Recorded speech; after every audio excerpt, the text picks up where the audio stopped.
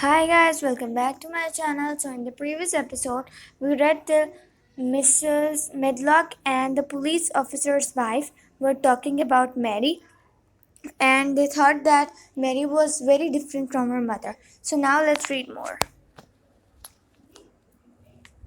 Perhaps she will improve as she grows older, the officer's wife said good-naturedly.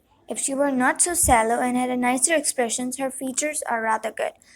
Children alter so much. She'll have to alter a good deal, answered Mrs. Medlock.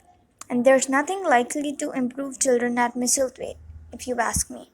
They thought Mary was not listening because she was standing a little apart from them at the window of the private hotel they had gone to. She was watching the passing buses and cabs and people, but she heard quite well and was made very curious about her uncle and the place he lived in.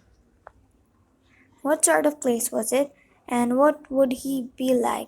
What was a hunchback? She had never seen one. Perhaps there were none in India. Since she had been living in other people's houses and had no ayah, she had begun to feel lonely and to think queer thoughts which were new to her. She had begun to wonder why she had never seemed to belong to anyone even when her father and mother had been alive. Other children seemed to belong to their fathers and mother, but she had never seemed to really be anyone's little girl. She had had servants and food and clothes, but no one had taken any notice of her.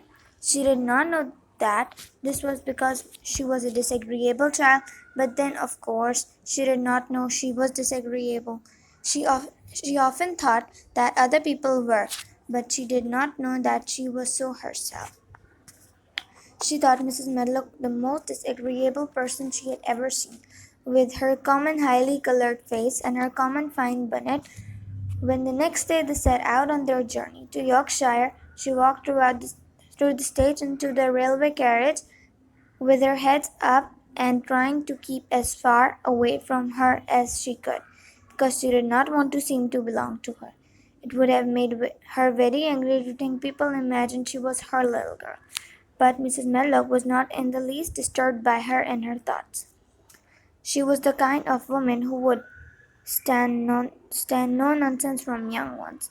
At least that is what she would have said if she had been asked.